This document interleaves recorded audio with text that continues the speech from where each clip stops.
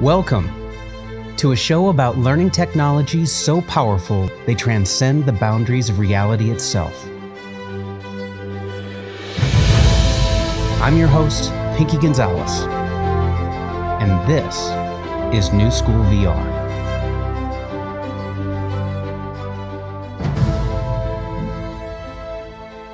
Welcome back to New School VR, everybody. This is Pinky Gonzalez. Thanks for tuning in. With us today is Martin Bugacek. He's calling from the Czech Republic, and we're going to talk about a company called Lifeliqe. Martin, welcome to the show. Hi, Pinky. Thanks for having me here today, and I hope you'll enjoy the podcast as I will. Well, if everybody does their job, I think we're going to have a great time. You guys are doing some amazing things in this space right now. As far as the topic of this podcast, the role of VR and AR technologies in the learning experience, you guys really epitomize what that means and where we're at in terms of the state of technology today. Tell us a little bit about Lifeliqe, which, by the way, is spelled like lifelike, but with a Q instead of a K, right? Yeah. Sure. So maybe first let me introduce myself and what I do in the company, kind of like to understand a bit better, than what I'll speak on about. So I'm basically bridging the Lifeliqe as an educational technology startup and the learning community out there. So I'm making sure that we're really bringing the best possible learning experiences based on everyday experience of whether we speak about teachers, learners, or perhaps also parents, helping their kids learn. And what Lifeliqe is that our mission is to bring the best technology out there for learning, to empower teachers to be able to connect with their students, to spark light bulb moments in their learning, and to grow something that we can call lifelong learning passion. And we use visual learning tools such as interactive 3D models, augmented reality, or virtual reality for that. And thanks for your nice words, about Lifeliqe. That's been a really tough job. When we speak about the VR. We're actually a company that already, we've been here for a year and something, and there's a bit longer history with the previous company we had, and we still have Corinth, which creates interactive 3D models. And what Lifeliqe is a platform, a gateway to, on one side, learning with this interactive content or augmented reality or virtual reality content, but also creating and sharing your own learning experiences. Got it. So just so everybody's on the same page here, Corinth is a company that was started a few years before Lifeliqe, right?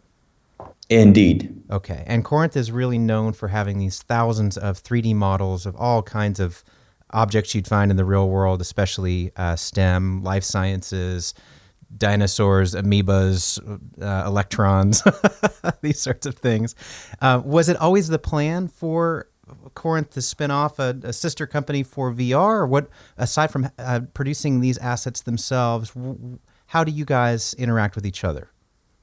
That's a very good question. Like in the beginning of Corinth, there was a bunch of guys who were creating, some of them really cool video games. Some of them were architects, and some of them were really adventurous entrepreneurs.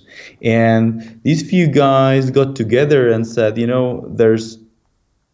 there's much more impact and there's much more meaning in learning and being able to bring these amazing technologies to learning rather than just create more video games.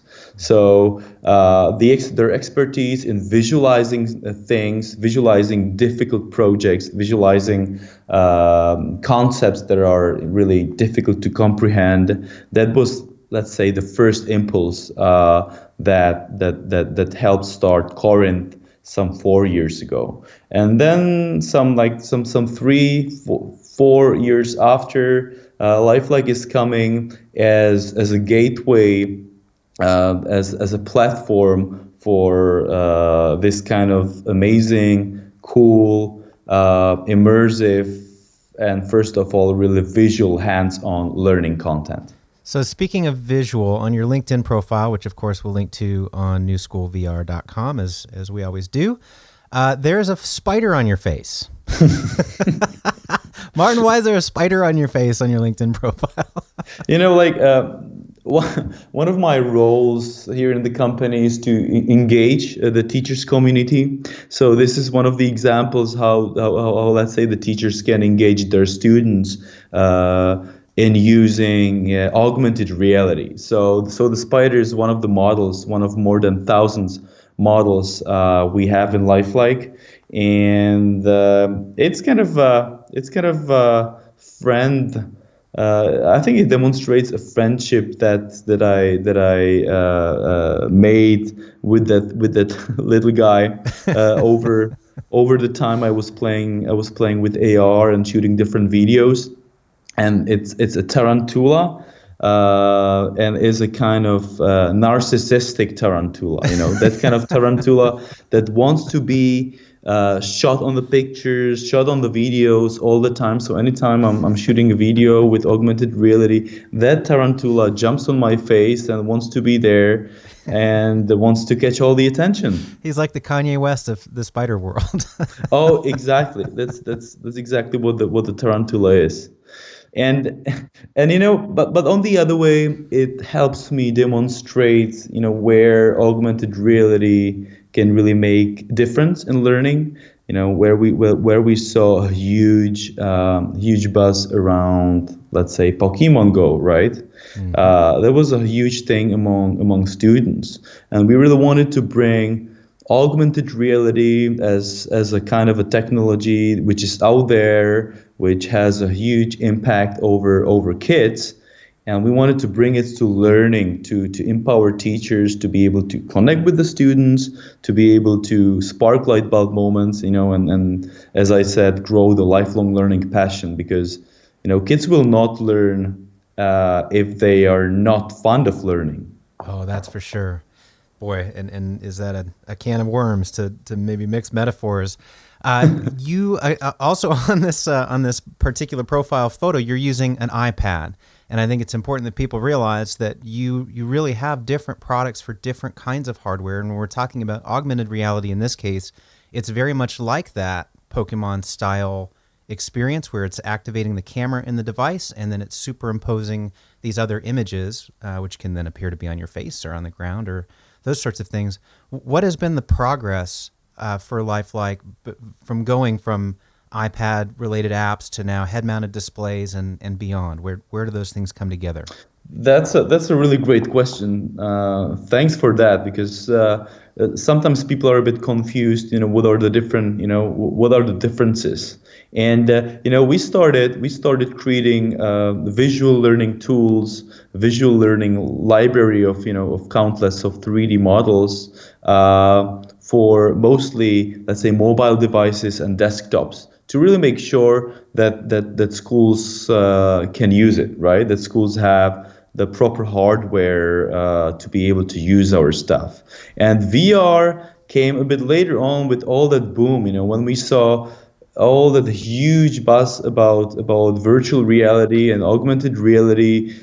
This has been the sphere where we had been some 3 or 4 years ago, probably waiting for the right moment. So we already had more than 1,000 interactive 3D models that were also available as augmented reality models as you described it.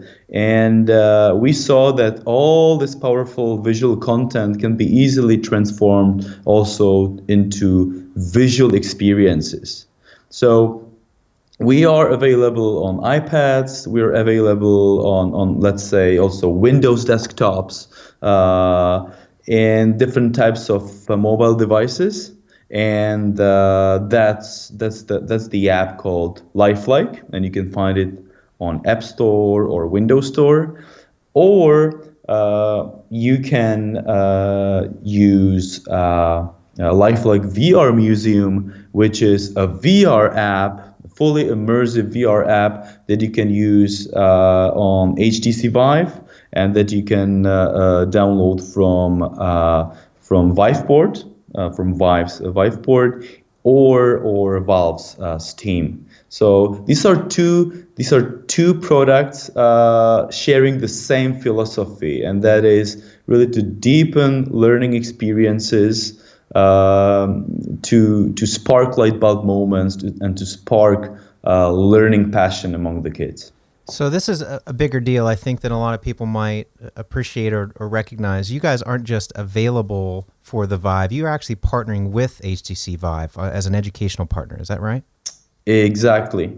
So how did that come about, and what's the difference between being a partner versus just providing more content that anyone can find? That's a good question. So as I said, we had plenty of powerful visual content for learning. There was a huge explosion of different hardware technologies for VR, and there was a lot of video games, or like VR games for different type of head kits, but there was no proper learning content. So that was when we came exactly in the right time, in the right place, where HTC Vive, we had a chance to meet them, and they were really impressed with the content we already had in that time. And very soon, in just a few months, we became their official partners for educational VR content. So it was it was very simple and very fast, super fast. Just in, let's say, 2 months, the partnership was there, just after they saw our content that we had on iPads and mobile devices.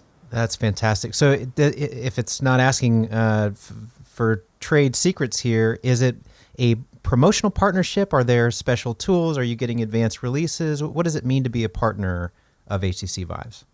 Right. So we're both pretty excited to have each other. What it means for still a startup like we are is that HTC Vive provides us visibility.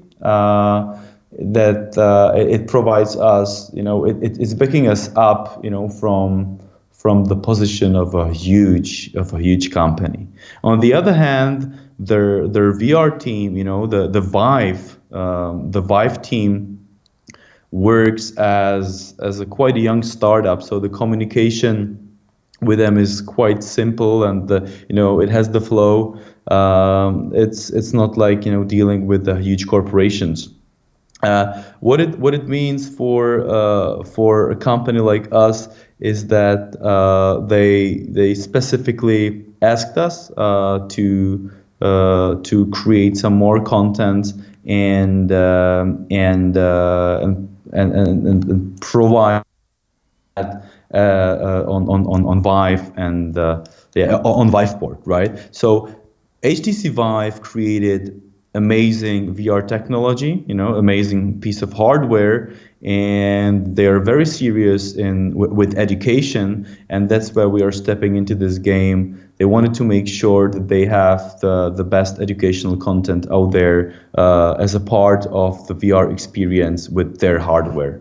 This is a huge deal. There's some controversy, you might say, in the VR circles online, especially the Reddit, the various subreddits between the Oculus Rift and the Vive and PSVR, and in particular this question about exclusivity.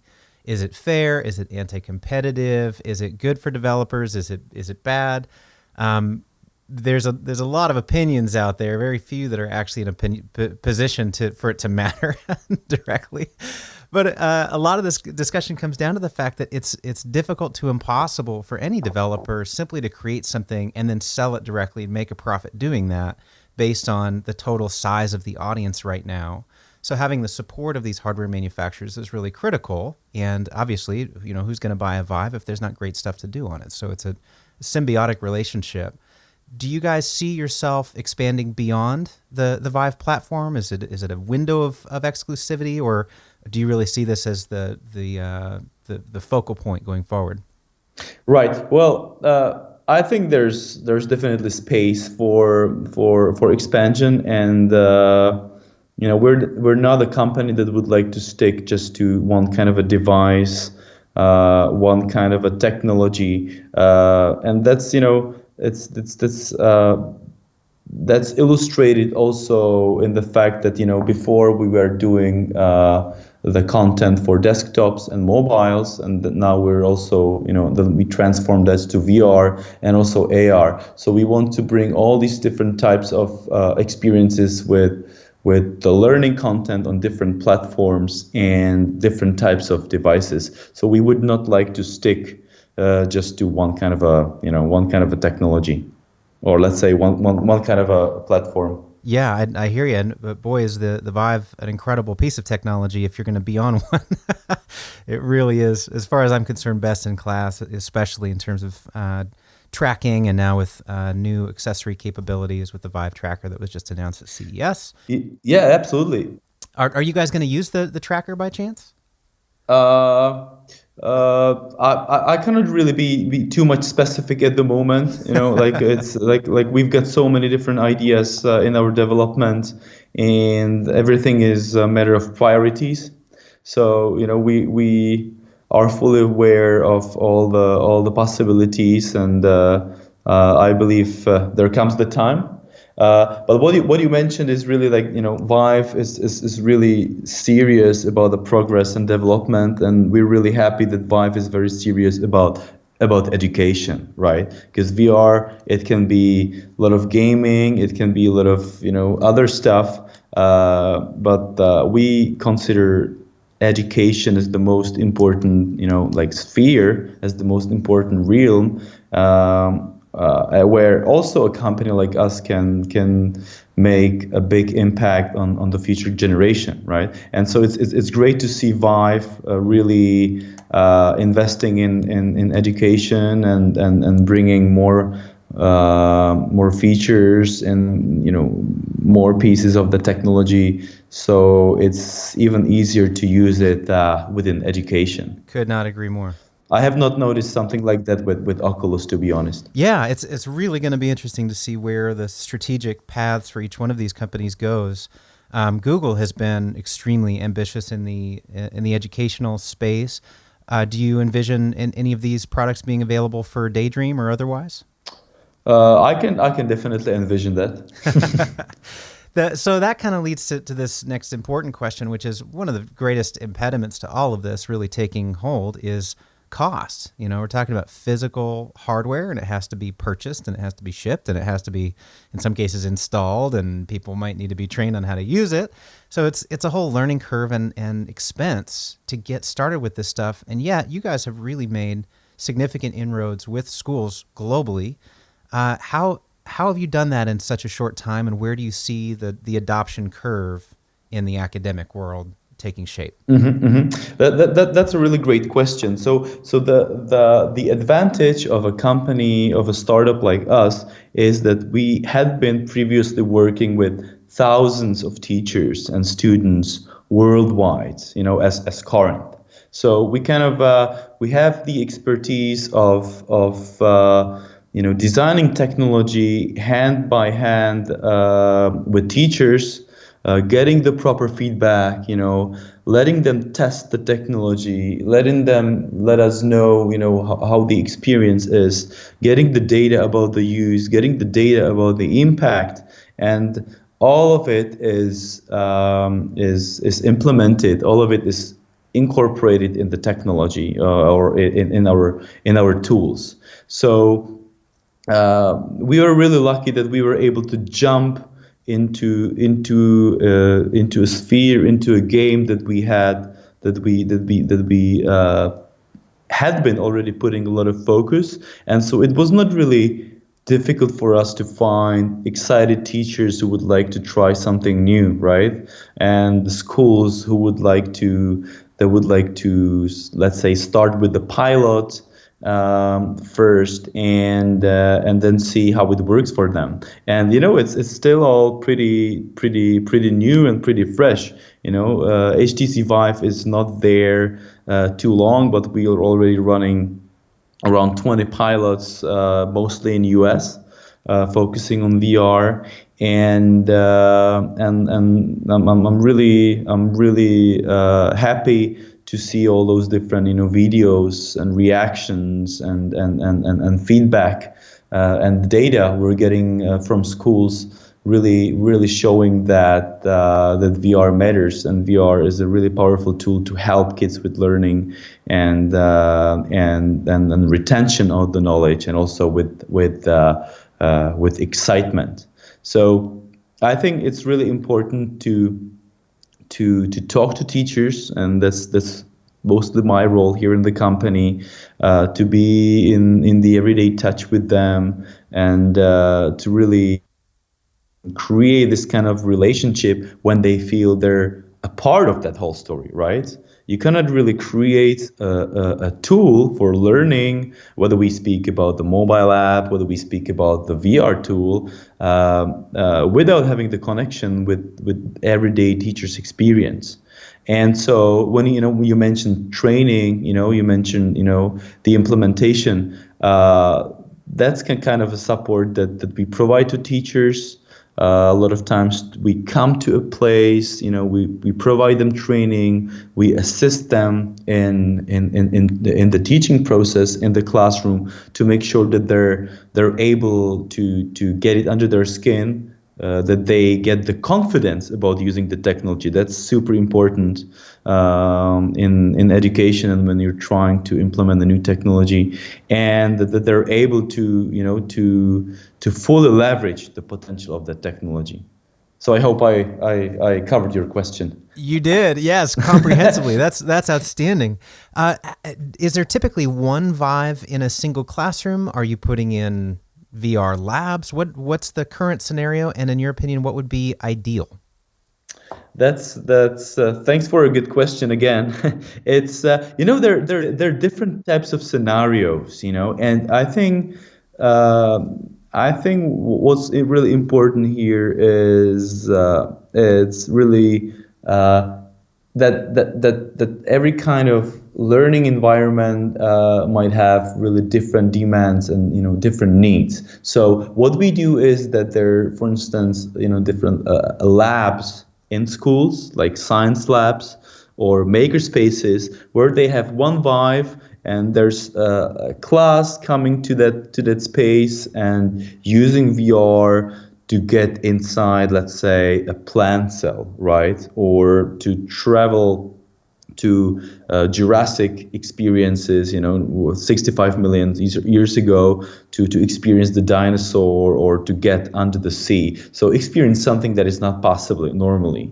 Some schools use it really as just some kind of a supplement, that really sometimes when there's a really hard to comprehend topic, they use VR as some kind of like a periscope of knowledge, right? They follow the curriculum, and VR is something that can help teachers expand students' imagination. And there are also schools that use VR as much as they can, where VR is a part of their everyday experience. And we're happy to work with schools like these. There are also VR experience centers, where that can focus on one side on gaming, but I think they're taking education more and more seriously, and I'm happy to see that. So schools can come for an excursion, they don't have a VR kit available at school, and they just come and visit, and they provide kids experience that really, fully excite them and help teacher maybe to develop that knowledge more and build build more knowledge on top of that. That is an incredible idea. I love that. Also, they're homeschoolers, right? This is a really a, a, a group or a sphere of education where we see an increase in US and also worldwide, where we see a big demand of personalization and maybe a bit more specific needs. And we see different families in one town or in one district to maybe buy one Vive for themselves, and so it's kind of like, you know, kids are traveling around and sharing that piece of technology. But also it's getting really available for home use, so it's not anymore. It's not like that there's one Vive at the school. We can see really a lot of like end customers and families and households buying Vives to their home to just fully leverage the potential of the technology. But we're not the one selling Vives, right? We're just providing those experiences that can be used on Vives. Sure, although what a great symbiotic relationship. When you've got great content like this that's only available on a platform like that, then it just makes sense to get them both, you know, collect them all. Yeah. And what you're also reminding me is like, for instance, like public libraries. That's one thing that I did not mention. You know, public libraries. You know, you're surrounded by such a huge amount of knowledge. You know, so many books, so many knowledge to read through, and to have different kind of supportive materials. And that also counts for museums, right? We see more and more libraries looking at VR as, you know, another type of supportive material for what they already have there. So this makes perfect sense, and I bring some bias to this next question because I've, as I mentioned in the last show, I've had a really rough time trying to sell anything to any sort of public entity of any sort. It's always, you know, this conflict between, wouldn't it be wonderful if everybody had this, but it's not in the budget, so talk to us in 4 years. How do you go about, from a sales perspective, have you made your inroads through conferences, through one-on-one outreach, through, you know, international support? What has been the mechanic behind getting into schools and libraries and these other institutions that would gladly use this stuff if it weren't for the cost? I think for us, what's really super important is the work with community, you know, to be really in close touch with teachers out there who usually a lot of times are the gateway, you know, their interest, their demand. We want this because it can really bring a huge difference in classrooms. So teachers are usually those who we get in touch first. And then, you know, you talk to schools through these teachers, or you talk to districts. Obviously, there are many ways how to talk to teachers, how to welcome them in our community. As you mentioned, conferences and fairs can be one way. Social media is another way, another great channel for talking to teachers. But also partnerships like the one with Vive, but in this case, especially a partnership with Microsoft, for instance, helps us to be in touch with the teachers who we can call, for instance, inspirational teachers. You know, we call them inspirational educators, teachers on the front line. You know, teachers leading the community, leading the crowd, teachers who are always seeking for new tools and new ways how to make kids learn more effectively, and these teachers a lot of times really find you earlier than you find them.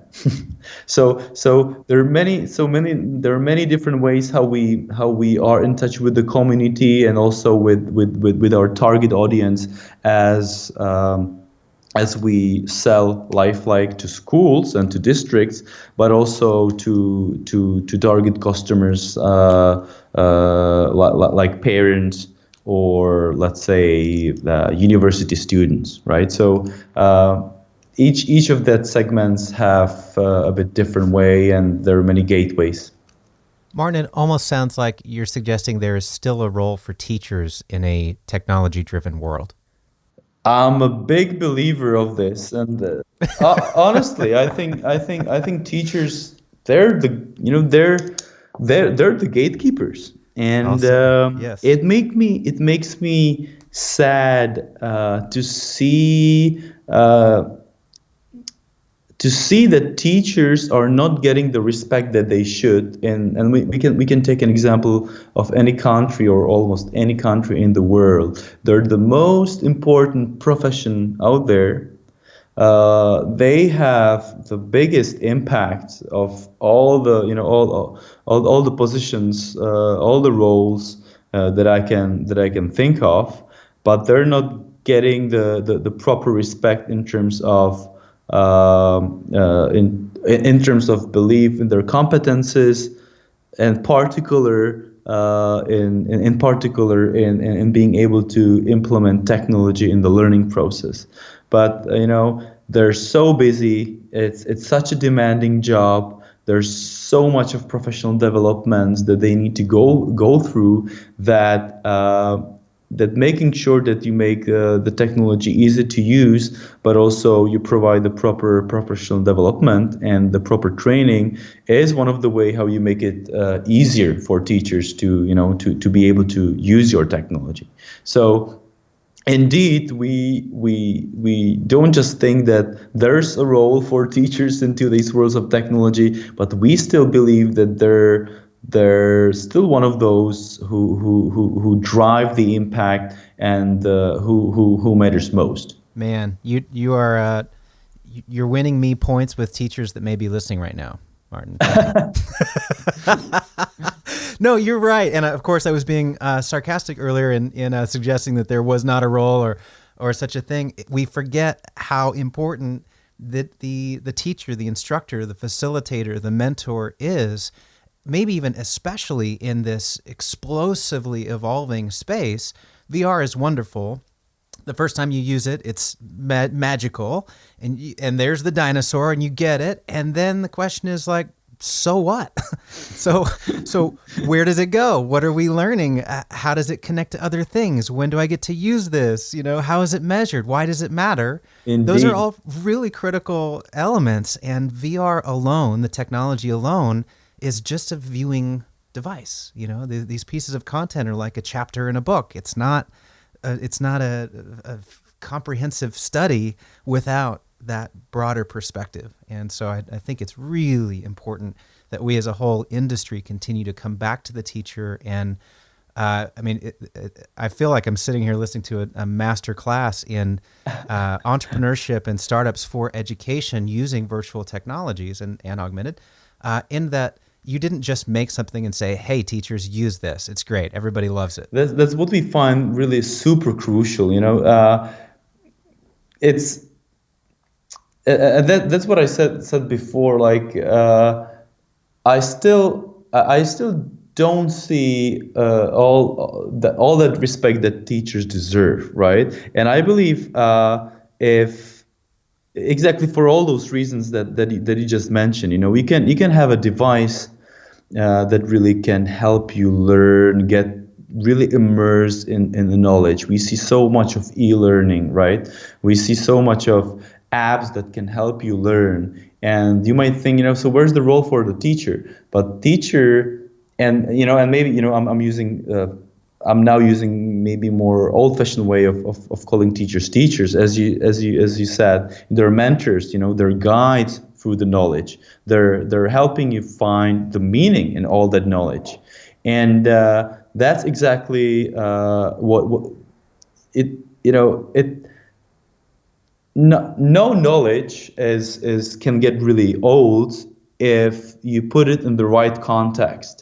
And that this is one of those crucial roles of of educators, of mentors, of teachers, let's say, to help kids to find the meaning in all the information, but also maybe even more importantly, to help them to get excited for learning, to guide them to spark those learning, to spark the learning passion, and and that's exactly our mission, like you connect closer to a student, as when you're a mentor, a teacher, you need to connect closer to a student.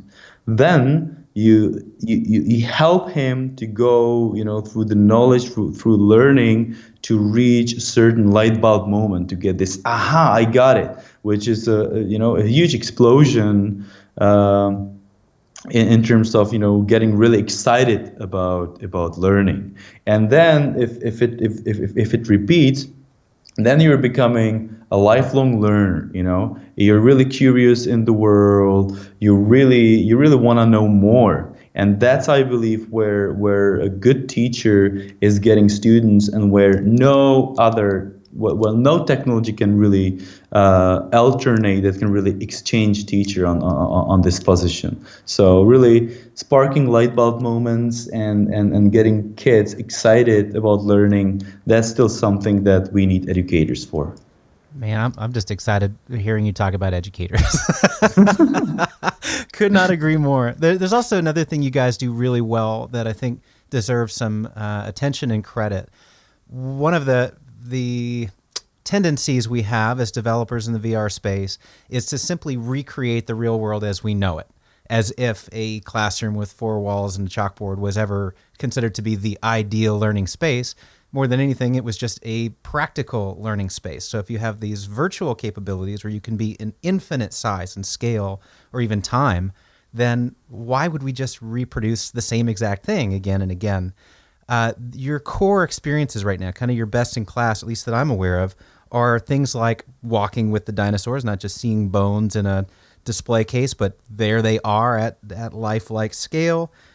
Being on the space station or floating around in space looking at the space station. And then earlier you mentioned being under the sea. These are environments that we can't easily just go and see and touch in the real world. So VR really gives us that access. How has that development gone for you guys? What are you seeing in terms of what, beyond just like, oh, wow, that's a big dinosaur? What sort of learning are you invoking beyond just wonder? Right, that's another great question. Thanks for this, Pinky. I think, we've got plenty of interactive, 3D models. Let's say representation of the world around us in pieces. Then we've got VR experiences with dinosaur, with the Sea World, with different types of experiences. Maybe like you can travel to different sites, etc. We believe that emotional connection and that power of excitement is really important. But where we foresee the development in this regards is to connect, let's say, the curriculum and the knowledge that teachers or learn that learners are supposed to get, supposed to learn, and those experiences. So we're now working on 3D lesson plans, that would connect kind of a power of experience and that power of knowledge, learning the information in much more engaging and immersive way than any time before. So if you take a look in our app, in the mobile version of the app, in Lifeliqe, you can find hundreds of lesson plans that we have created in-house by ourselves, or that other educators created and published on Lifeliqe, and that's a really great feature. Happy to have it, and it's just very new, very fresh. And if you go through those lesson plans that we have there, you'll find the lesson plan by Dr. Michael Carter, amazing author, researcher, and also our advisor.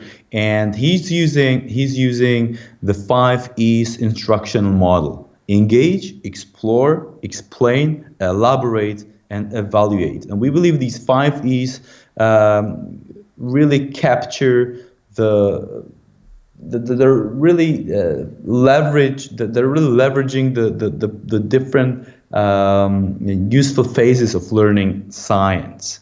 But like, back to your question, we believe that the virtual or augmented reality is adding some more ease into this process, and that's emotional connection, to the world around you, which makes learning completely different. There's a huge difference between when you learn about the water cycle from a sketch in a textbook, and when you are in that water cycle, you see evaporation run in front of you, you see things in process, and you see the impact.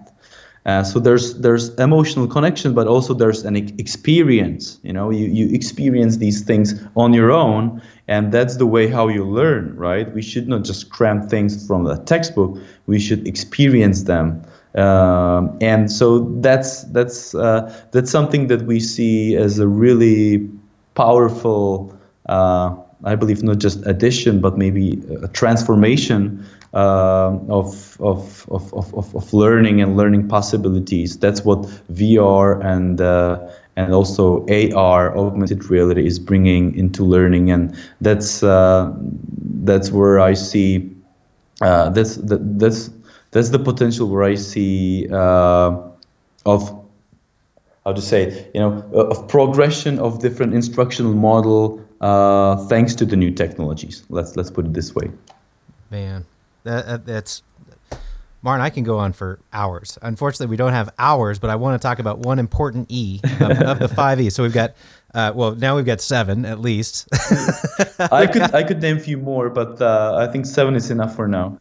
Yeah, I'm sure excitement, enhancement, but specifically the ones you called out there: engage, explore, explain, elaborate, evaluate as our core 5.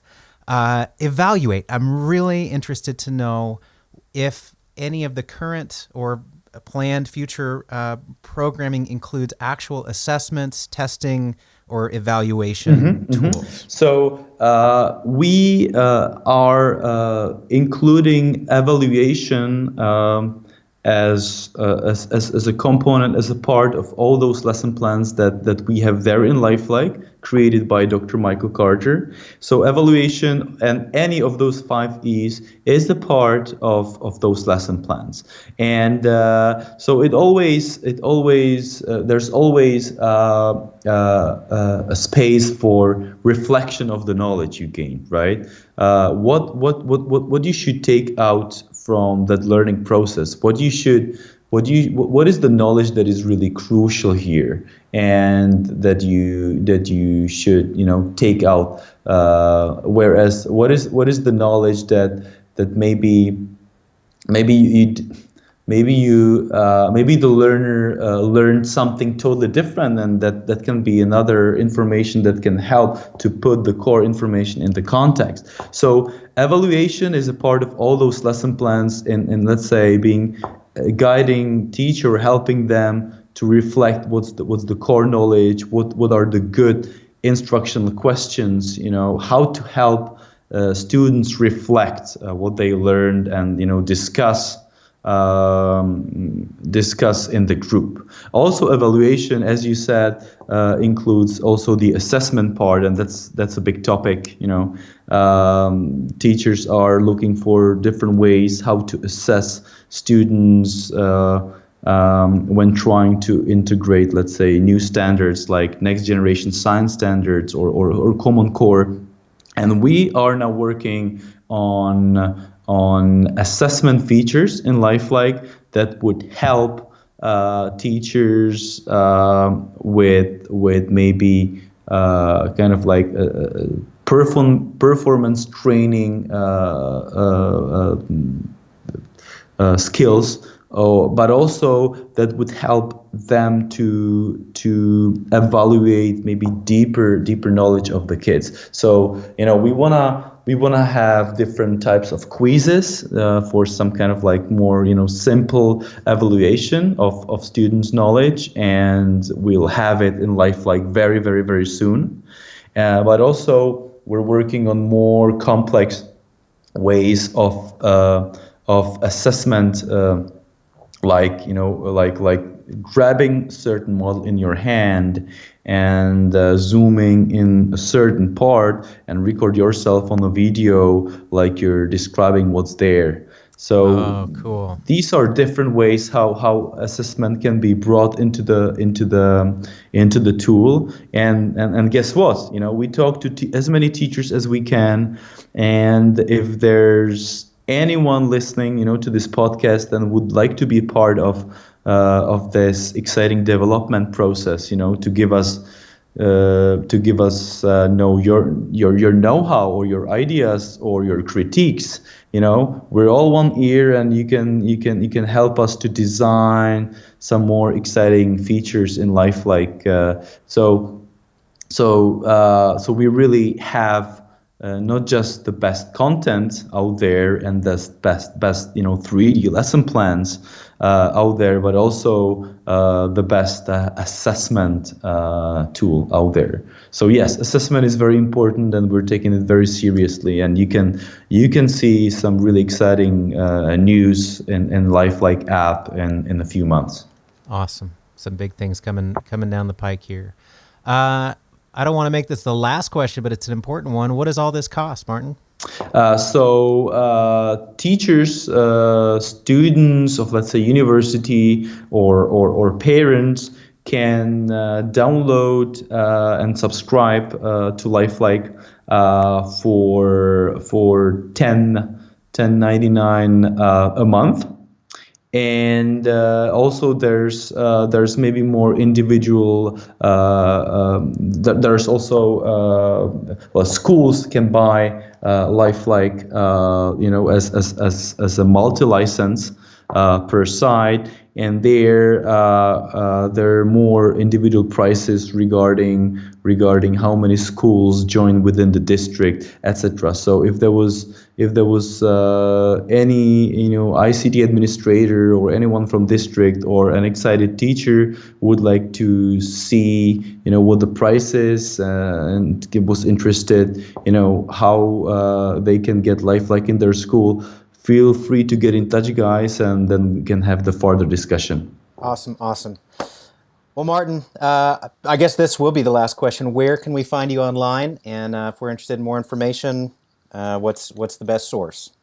So obviously we're big fans of social media. So to be really fully updated and to be in touch with us, follow us on Facebook. You'll find us under Facebook /Lifeliqe with Q. That means LIFELIQE. And I believe, Pinky, you can share this info later on within that podcast, right? I sure will. Yep. And then also on Twitter, we're there also as Lifeliqe. We have a brand new webpage, Lifeliqe, again, LIFELIQE.com, where you can learn more about the app. You can see what all those different features are, and you can even grab the dinosaur and manipulate that in 3D, as a kind of like a teasing thing, and also I'm happy to share even my email with if there is any educator or anyone really passionate about learning and education and new technology. I'm happy to jump on a call to discuss, to exchange experience, and to see how we can help you. So my email is also Martin MARTIN at lifelike.com. Fabulous.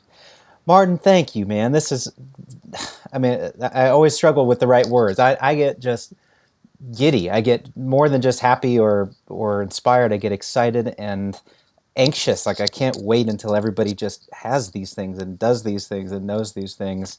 But you guys have been really at the forefront of all of this now for years, and it seems the hardware is just now ready for you. So thank you for the work that's gone into this, and I hope you do hear from listeners of the show, especially all of those educators out there that are wondering how to apply these sorts of technologies in their classroom today and tomorrow as well. So thank you for joining us, ma'am. Thanks for having us, Pinky. As you said, technology is now here to help us spark even more light bulb moments and get even more excited about learning. And I was really excited to join you today. So keeping in touch, and thanks once again. Have a fabulous weekend, man. We'll see you online. You too, Pinky. Bye-bye. Bye-bye, everyone. New School VR is graciously supported by and recorded live at Concordia University in beautiful Portland, Oregon. For over 100 years, Concordia has been preparing teachers and learning professionals for life and for a living. For more information, visit cu-portland.edu. And by ... an experiential design and technology studio specializing in custom virtual reality and experiential marketing activations that incite wonder and inspire action. See more at ... .io. If you enjoyed this episode, please subscribe on iTunes or through your favorite podcast delivery app. Visit us online at newschoolvr.com, and thanks for listening. I'm your host, Pinky Gonzalez, and this is New School VR. This VR podcast is dope.